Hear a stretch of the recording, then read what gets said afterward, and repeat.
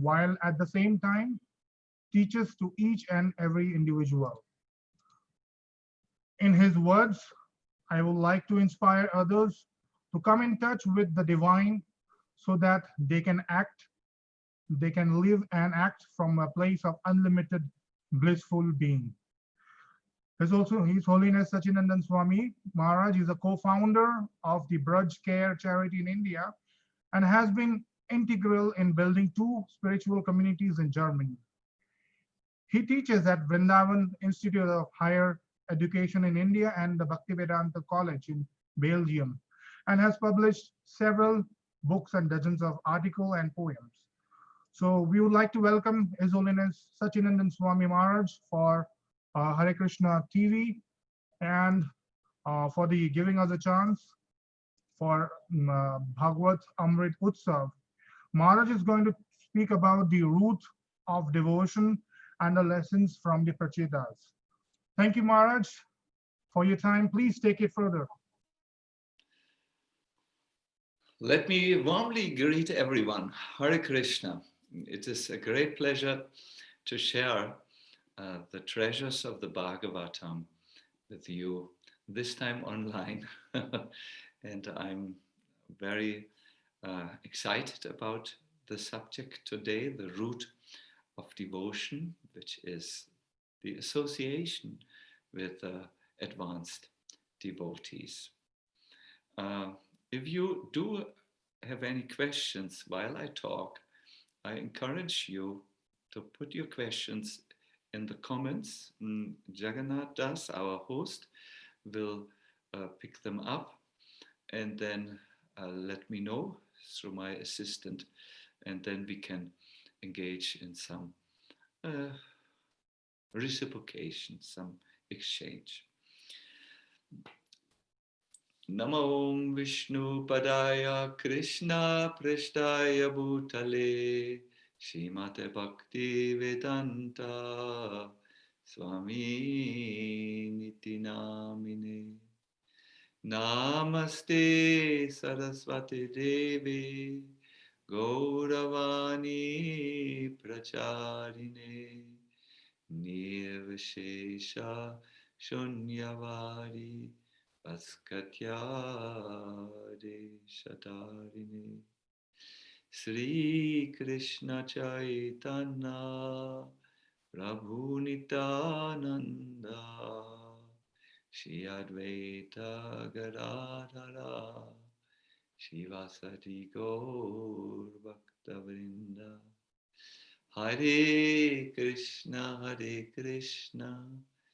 Krishna Krishna Hare Hare Hare Rama Rama Rama Hare Hare.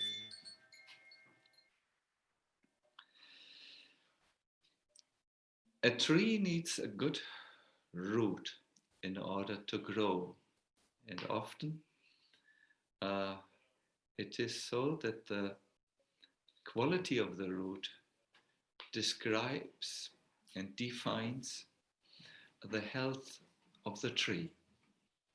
In much the same way, we require the association of people who are on the spiritual path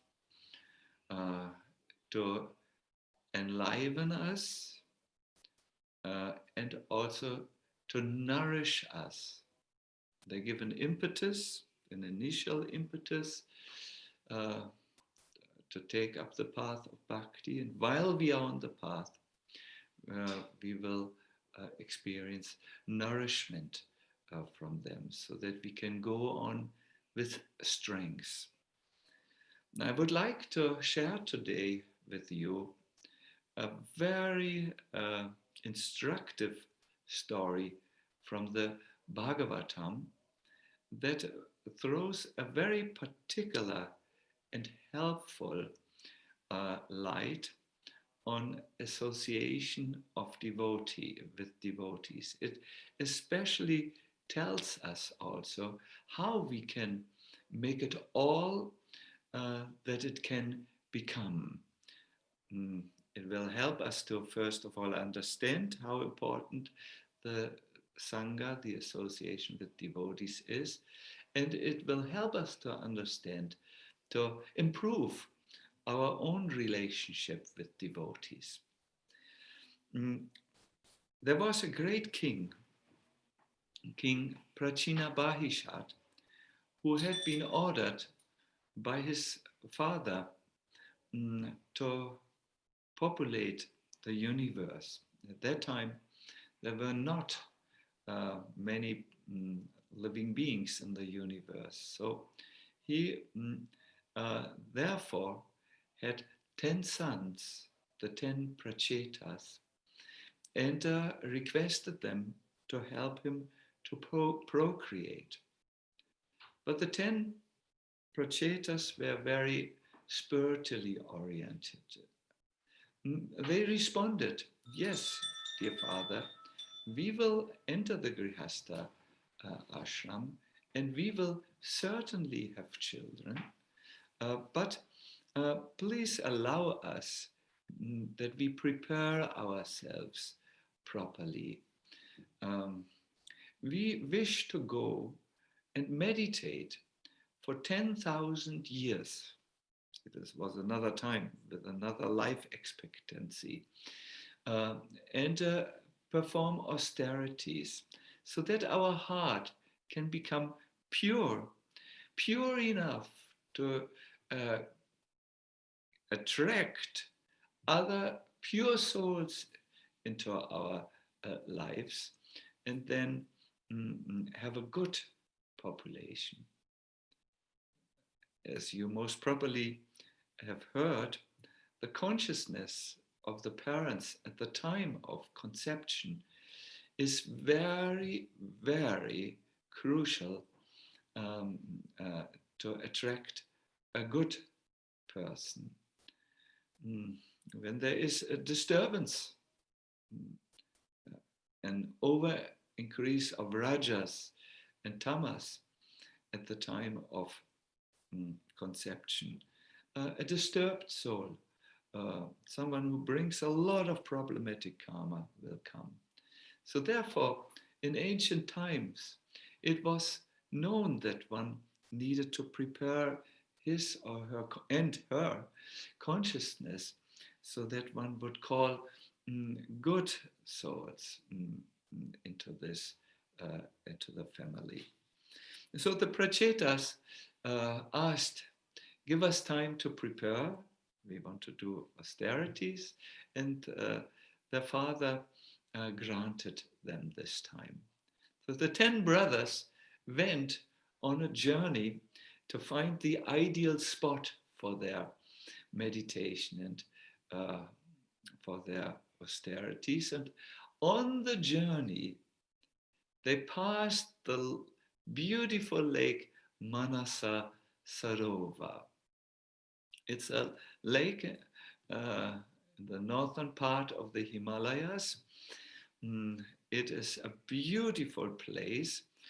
And if you sit today on that lake, you will see in the crystal clear waters a reflection of mountain Kailash, the earthly seat of Lord Shiva in this world.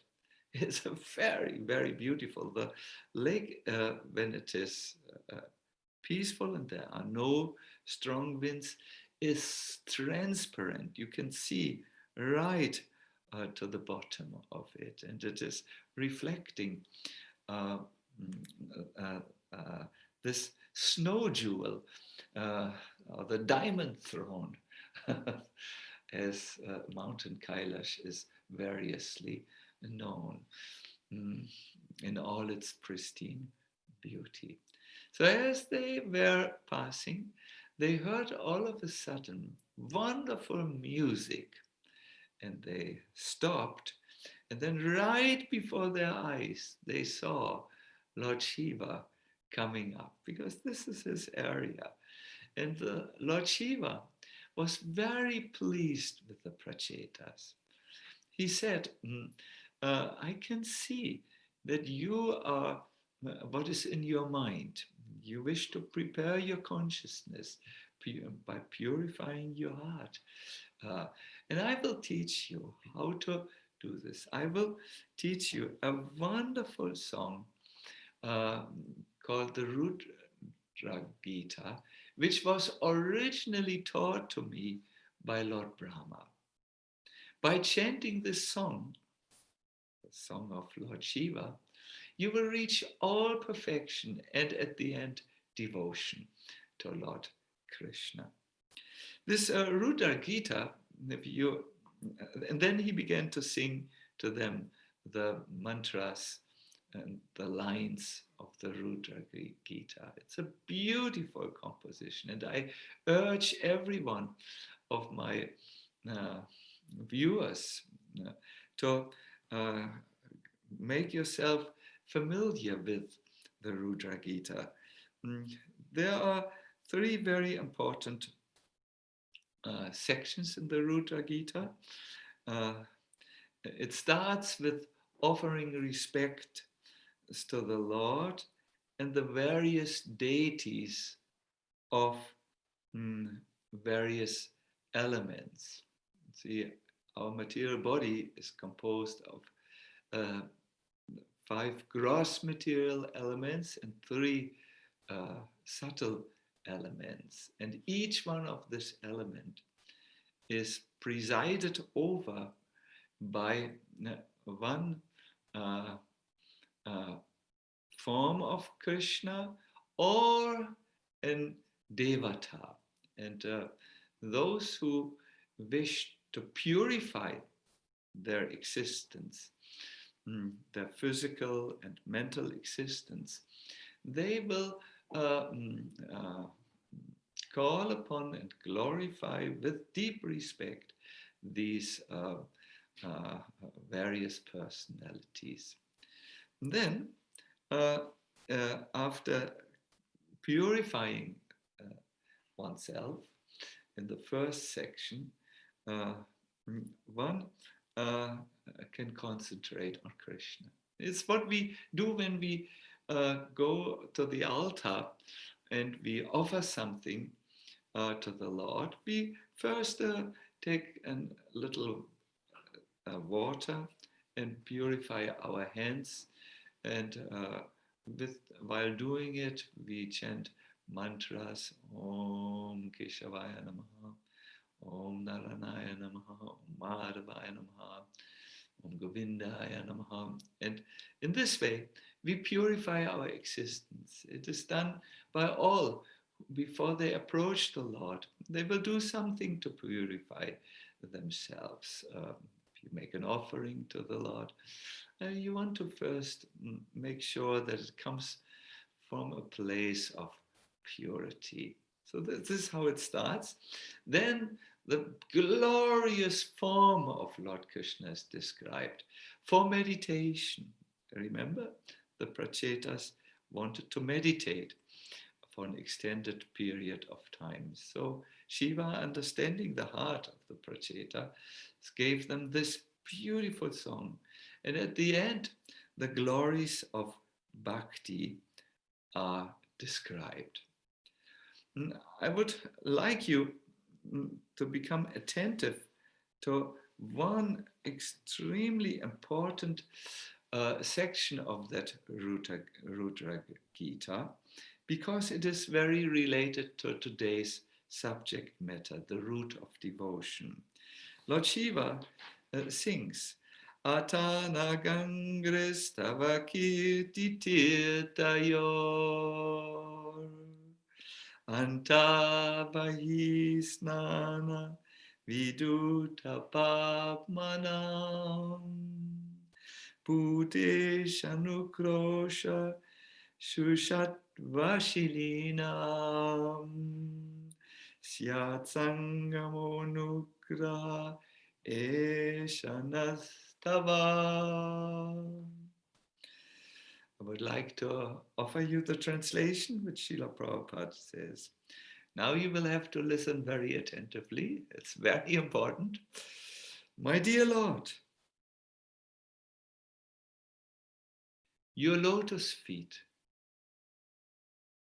are the cause of all auspicious things.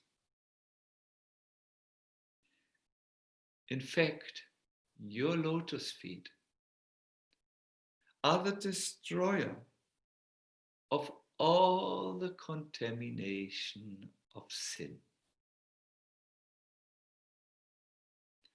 So yes, Krishna, to bring Krishna into your mind means to bring auspiciousness to your life. If you can think of Krishna, lotus feet, then even the sins in your heart are destroyed. When we hear we should think of Krishna's lotus feet, we ask, should we only think of his feet and nothing else? Well, Krishna is an absolute personality. Thinking of his lotus feet includes everything about him. I would like to give you an example from Europe. If you would say, I'm serving the English crown, you do not mean just a crown made of gold. The crown implies the king, the queen, the ministers, and everything. No? So saying, Krishna, your lotus feet are the cause of all auspiciousness, and they destroy all one's bad karma in the heart. It means, Krishna, you completely, as you are, including your beautiful smile and the glance from your eyes, are the cause of auspiciousness. And then the prayer continues in a very surprising way. Why does the devotee call to Krishna? He calls to Krishna to obtain his mercy, to get some blessings, to get the Lord's attention. So the blessings of the Lord, the mercy of the Lord, and the attention of the Lord are practically seen by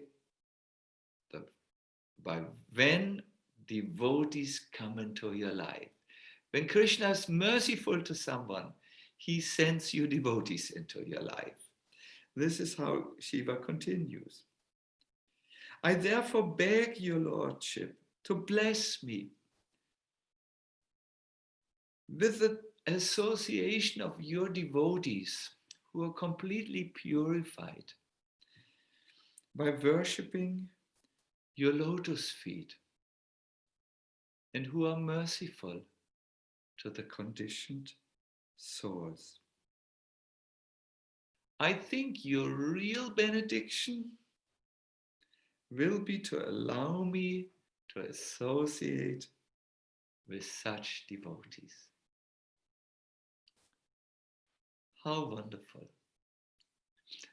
This theme that the devotee or a person who wants to come close to Krishna, ask Krishna, please help me by sending devotees into my life who can give me the impetus to move forward to my next level, who can encourage me at times when it is necessary to give up my old harmful attachments. No? This benediction of the Lord is seen by the association of devotees. Therefore, it is said in the Chaitanya Charitamrita that the root cause, the mula means root, of Krishna consciousness, of Krishna Bhakti, is the association of devotees. The Prachetas listened very carefully as they were hearing the song because they wanted to repeat the song. They wanted to meditate about this song, and they took it with them in their hearts. We have seen in many cases in the Bhagavatam that Lord Shiva appears and sets someone on the path to Krishna. I've even seen it when I was in Mumbai. At that time, I was there for Ayurvedic treatment, and I stayed in our temple in Juhu Beach, the Radha Rasa Bihari Mandir, and I talked with many devotees there and asked them, how did you come to Krishna consciousness? And they said, well, we first worshipped Lord Shiva, but then Lord Shiva appeared in our heart and said, go and worship Krishna. And then they said, right across the street of the Mumbai temple, it's not right across, it's a little diagonally across, there is a big Shiva temple. You can see it is open. And we went to that temple, and then Lord Shiva came and said, go right across the street, or diagonally across the street. There is Radha Rasa Bihari. Worship them, become their devotees. So many times I have heard this, and I can imagine that we have also many devotees in our community of the Radha Gopinath temple and elsewhere who listen to this broadcast. I can well imagine that we have a lot of those who were sent on forward by Lord Shiva. So the Prachetas went, they found their place of austerity and meditation. They wanted to make sure that they are absolutely not disturbed. So they went underwater and stayed underwater. We hear this in previous times. Yogis would do that. There's also in the 10th canto of the Bhagavatam an example of Subari Muni who stayed there under the water. Now, at the end of these 10,000 years, something wonderful appeared. The Lord, Supreme Personality of Godhead, had seen how these Prachetas cooperated so nicely amongst themselves. 10 brothers and one mind. They had gone together to prepare themselves for the task which their father had placed upon them to help procreate the universe. They had seen together, they had the beautiful darshan of Lord Shiva and heard the instructions. They had chanted the Rudra Gita together. They were really together, they were really cooperating. So by this, when Lord Krishna saw this, he was so pleased that he told them something which is very, very, very important for all of us. If you want to read it in your own way, in your own time, it's in the 4th canto, chapter 30, text 8.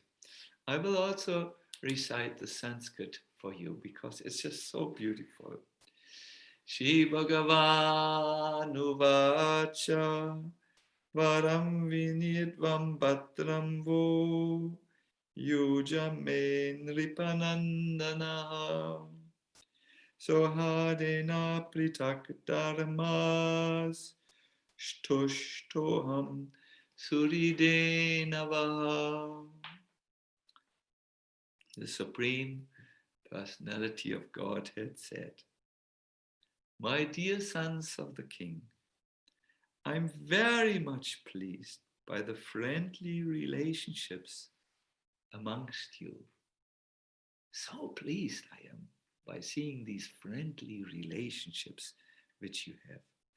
all of you are engaged in one occupation, devotional service. I'm so pleased with your mutual friendship that I wish you all good fortune. Now, you may ask a benediction of me.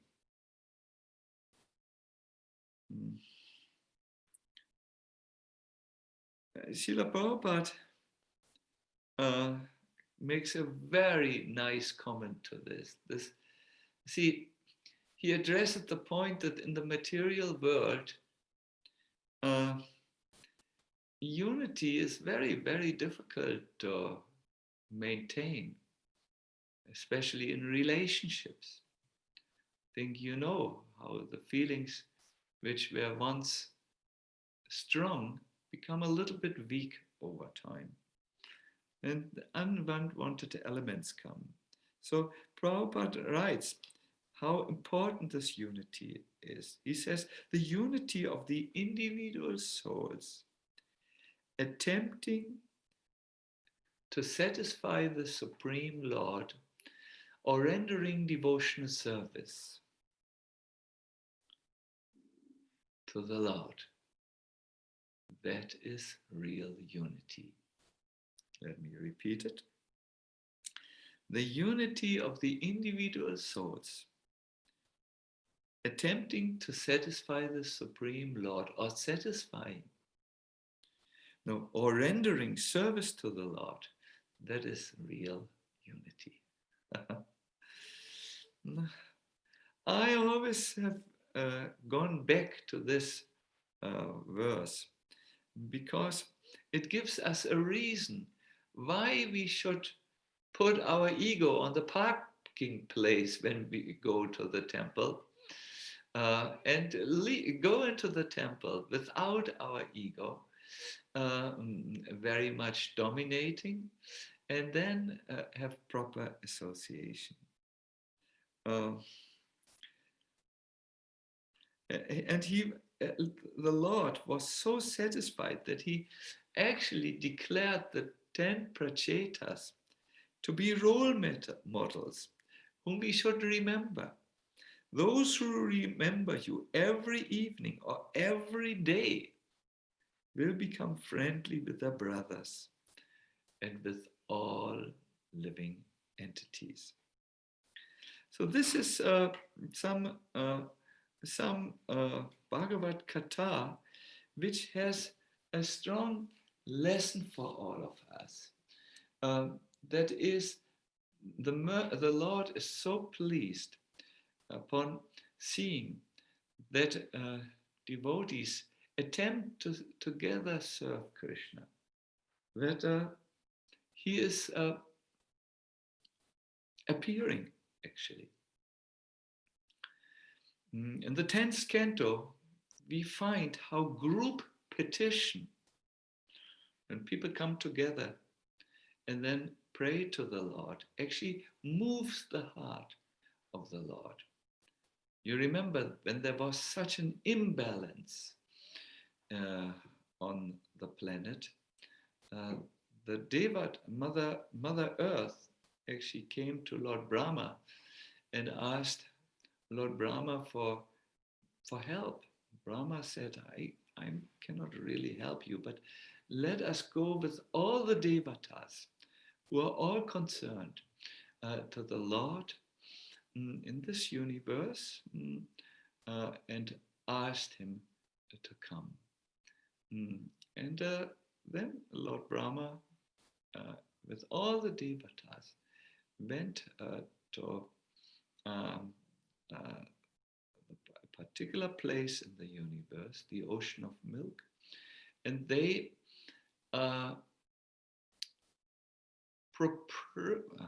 this is a difficult English word. They begged, this is more simple, the Lord to make his appearance in this world.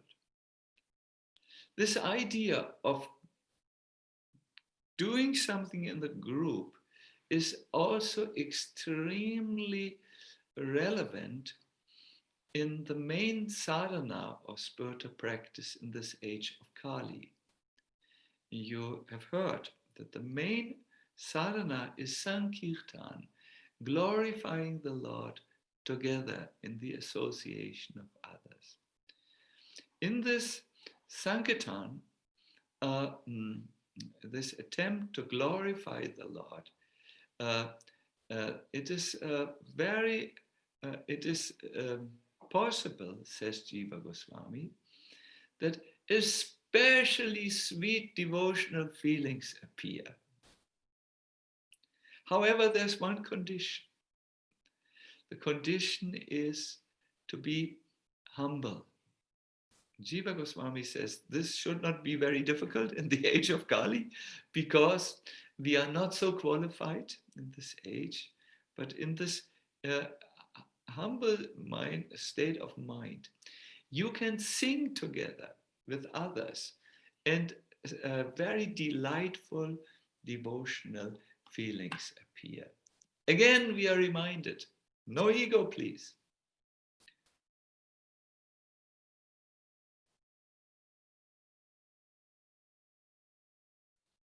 This deserves a little bit our attention. It is said the cause of our material existence, if you so wish, the building blocks, the fundament, is envy. And this envy, matsarya is the Sanskrit word, it means a type of madness. This original envy spills over like boiling milk or boiling poison into our relationships between each other. And it is this which cuts, so to say, the root of Krishna Bhakti, which is the devotee association. What is envy? Envy is the suffering that appears in the heart when we see another has what we do not have. It's a certain suffering. Oh, someone has more likes on Facebook. Oh, someone is more appreciated by the temple president.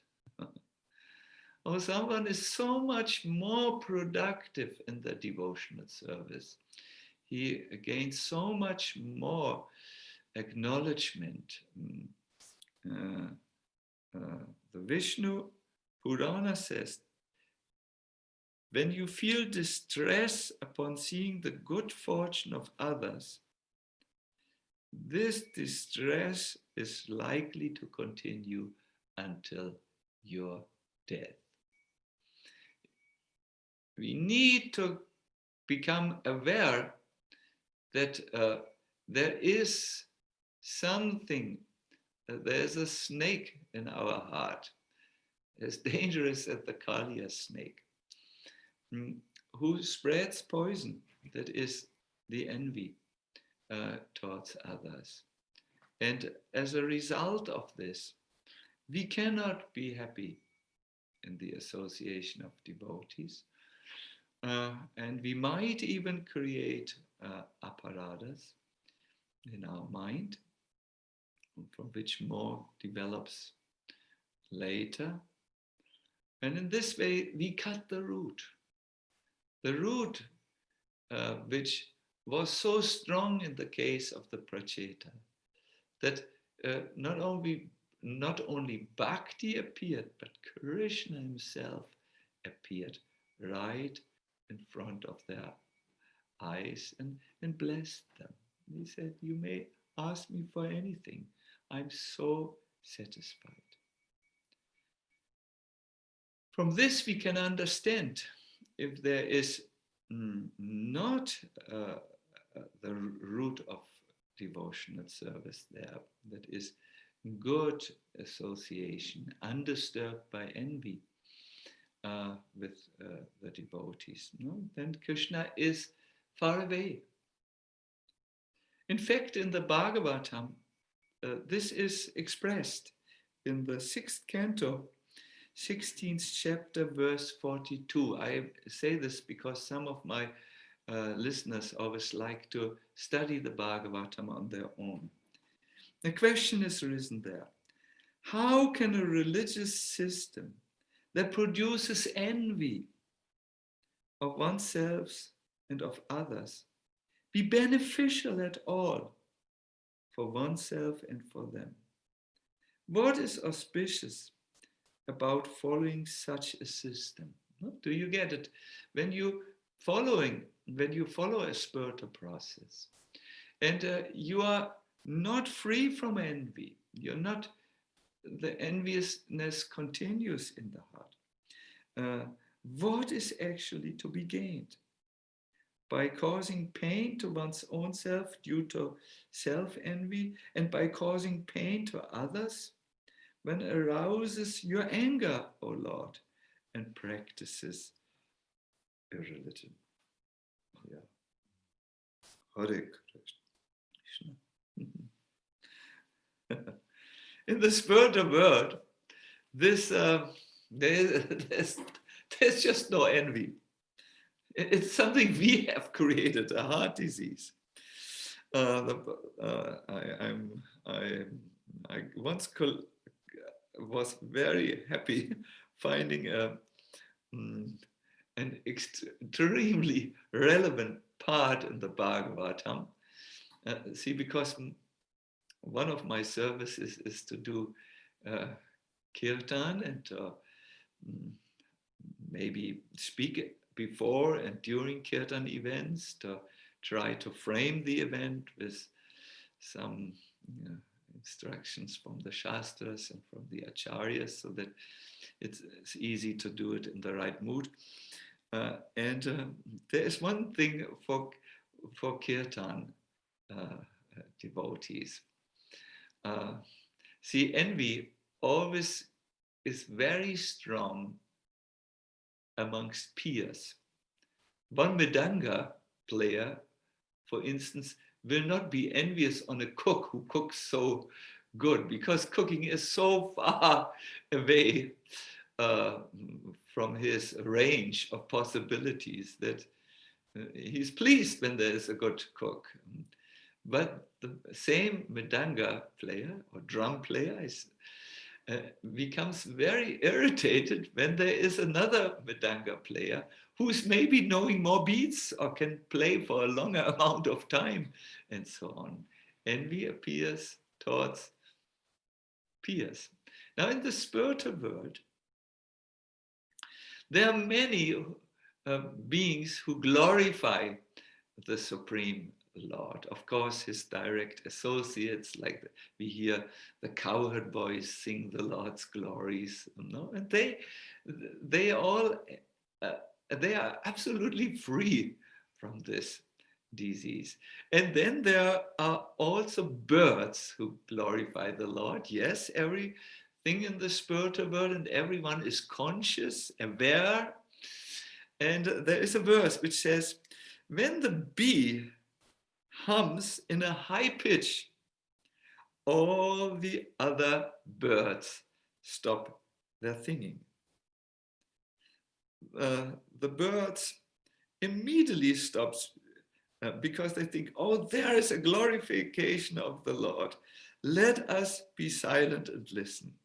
Who is it who glorifies? And imagine these birds with beautiful voices. They hear the answer. It's a bee, the king of bees,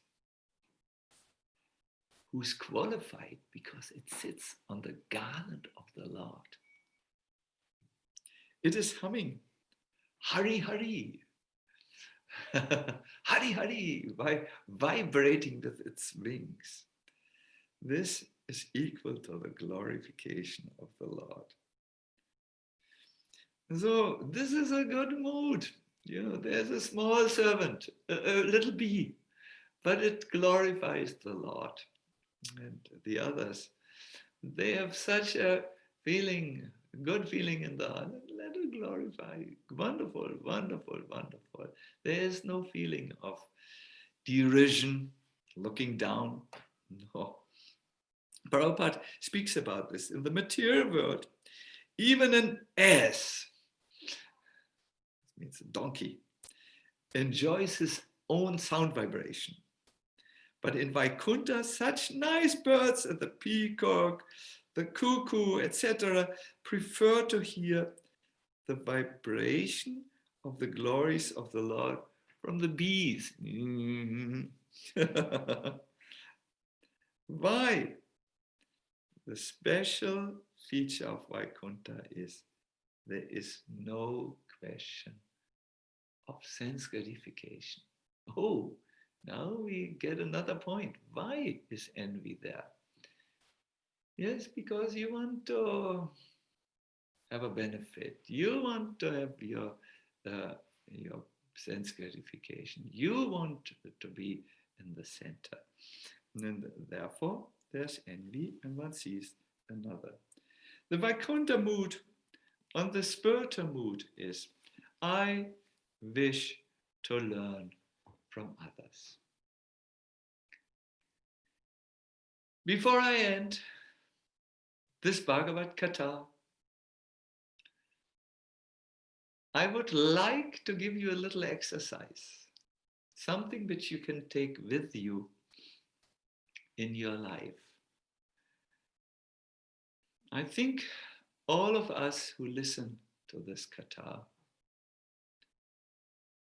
have at one stage of our life felt the suffering in our heart, which appears when we think that someone has something which we ourselves crave for. And we have not felt good about it. Suffering means that. Oh, why can I not be happy about the good fortune of others? Especially my peers. Why do I have such a competitive gene in myself that manifests its harmful nature when I disapprove that others are so much more put into the center? We have seen the suffering. There's an old story in India, I don't know if you're familiar with it, which I want to say as an introduction to my exercise. There was once a man who was very poor. He lived in a village, and he came one day into the forest. He was totally desperate. He did not know how to take care of his family any longer. And he cried and cried. All of a sudden, he was startled because he heard a voice. I'm the yaksha of this forest, superior being. And I can fulfill every single one of your desires. You just need to call upon me. Wow, said the poor man. Yes, said the yaksha, there's only one little condition. Whatever you are getting from me, your neighbor will get double. No problem, let everyone prosper, said the poor man, and went home. He went to his very, very poor cottage, and he said, oh dear yaksha, this is overpopulated, our family is so great. Please, instead of this cottage, put a big house there. Boom! Oh, a wonderful house. So as he was going inside the house, going for the entry, he looked to where, just out of habit, to where his neighbor was. There was a house double as big as his own house. He said, oh, I'm happy for him. And he stayed happily in his house for some time. Then something happened, and he felt maybe I should expand my house. I mean, it's good now to go a little up, and I have this yaksha who is willing to do this. And he said, can you, dear yaksha, I wish a 4-story house in the village. 4-story, boom, 4-story, 1, 2, 3, 4. I wonder if my neighbor also got a bigger house. So he went to the bathroom, and from the bathroom he looked, and wow, it was an 8-story house. 1, 2, 3, 4, 5, 6, 8-story. Oh, this rascal, he felt he didn't do anything. I went in the forest. I made the relationship. So he went out in the fields, and he said, I wish that my field is really significantly larger. And boom, it was. And when he walked some distance to look at the field of the neighbor, it was a huge field. Now he really got suffering in the heart. He thought, I can't tolerate this any longer. Day and night, this misery eats my heart. My neighbor, who is absolutely untalented, foolish, and of a bad character, is just gifted with so many things he doesn't deserve. Is there anything I can do? And now see how his mind went. Yes, he said, my dear yaksha, please take one eye from me. Boom! Now he was one-eyed. The pain didn't disturb him. He immediately went to this neighbor, and he saw, to his great happiness, the neighbor had 2 eyes, which were blind now. But is this happiness? This is misery, misery, misery. How Daksha felt, a seed of envy, when he entered the sacrificial arena, and Brahma and Shiva did not get up to greet him. He was not disturbed by Brahma because Brahma is his father, but Shiva was his son-in-law, and how he felt. Oh no, this is not a good person. And he gets so much glorification, Lord Shiva. He didn't get up to respect me. How from the seed of envy, so many things happened so that at the end he lost his head and got a goat head. And you all know from the Bhagavatam. Therefore, my dear listeners, I have today a wonderful exercise for you, which you can do to get rid of this disease of the heart. It comes from Srila Bhaktisiddhanta Saraswati Thakur. I have heard it from a reliable source. Srila Bhaktisiddhanta Saraswati Thakur saw that in his ashram there were 2 members who were unfortunately very envious on each other. They had bad feelings towards each other. And it was disturbing the ashram inmates because they were senior, older devotees. So Bhaktisiddhanta Saraswati Thakur asked them to come and sit before him. And then he said, person A, is there anything good that you can say about person B?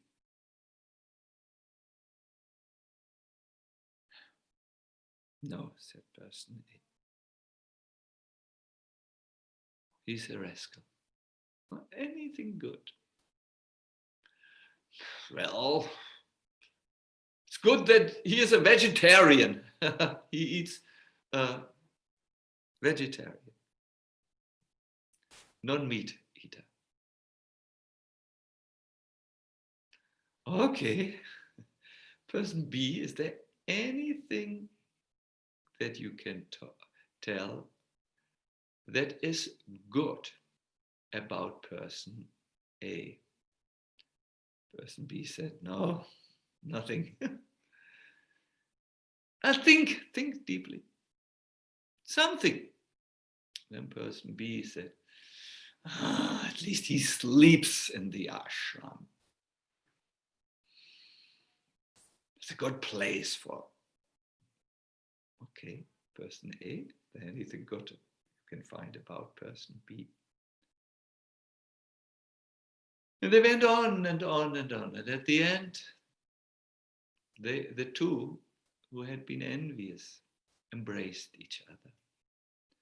So the exercise for you is to understand it is important to uproot envy, which cuts the root of devotional service, Sadhu Sanga. And for this, find a person where you feel not such good feelings for, and then try to replace these not so good feelings with something which you genuinely see as good. Maybe that the person is genuinely trying, that the person chants like you chant the holy names. But it should be genuine, not artificial. Be open, be frank, see what you can find. And you will see from that little exercise, seeing the good in others, more will come. And the last thing before I go to the questions is this. Please know that Krishna is in the center. Although we all think we are in the center, Krishna is really in the center. And just like in Vaikuntha, where the birds are happy about the contribution of the little bee who is vibrating with its wings and who is in this way trying to glorify Krishna. Everyone, in a way, is there for the glorification of Krishna. And whoever does it, some are not doing it. They are good souls. I thank you very much. Srila Prabhupada ki jai. The 10 Prachetas ki jai. The amazing lessons from their lives ki jai. And I will now go to the questions. We must end in 5 minutes, I hear. In this age of distractions, what do you suggest for the youth of today so that they are rightly engaged? How to come together in unity? To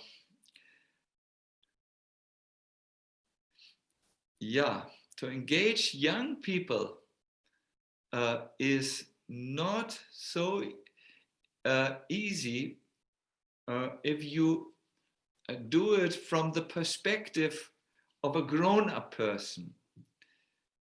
In order to engage young people efficiently, you have to practice empathy, and see how they see things, what is interesting for them, and then engage them in these things that are interesting for them. I was once invited to a great program with 10,000 young people in Delhi, and we understood, in order to capture their interest, we had to invite a devotee who is a motivational speaker. So in Mumbai, we have to invite Gopal, who speaks to them in that special way in which they can relate to the content. And in the same way, there are things which we have to find to engage them with. For instance, what we did in Serbia, young people are interested in social media. So we gave them a camera in their hand, and they had to do a reportage, a documentation of our spiritual camp, our Krishna conscious camp, you know, our retreat, our festival you would say in India. And yes, and they were all the time there in all the programs because they needed to make a nice documentation which they were showing to the people. This is one answer to you. So how to come together in unity? You need to find what is their taste, their young taste. It may not be your taste, but your taste, their taste, and connect that with some Krishna conscious activity. So why do bad things? Well, that will be a long question. Why do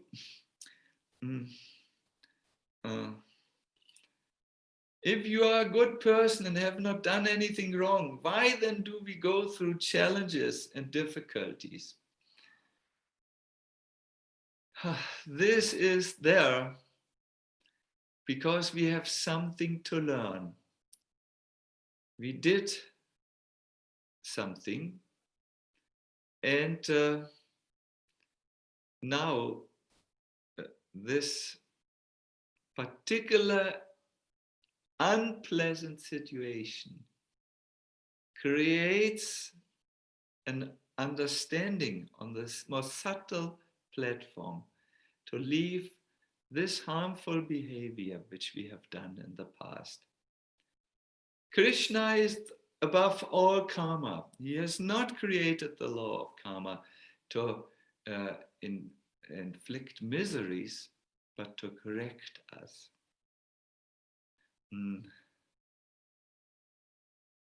We just have to see why it is. There is one ancient work, I believe it's the Vishnu Purana. I read it when I was young. And there it is said, what is the cause of certain ailments? For instance, if you have a bad smell coming from the mouth, I remember this at the moment because it's related, then it is because you bad-mouthed someone. So now you feel, oh, I have this problem. Whenever I open my mouth, there is some air pollution happening. So I should be more careful with what comes out of my mouth, especially what I speak. My dear devotees, I was informed, or my dear listeners, that it's time for us to end this call. I thank you very, very much for staying with us. I hope everything goes well for you, and I hope you have gotten something practical from this beautiful lesson of the life of the Prachetas. All glories to Srila Prabhupada. Hare Krishna.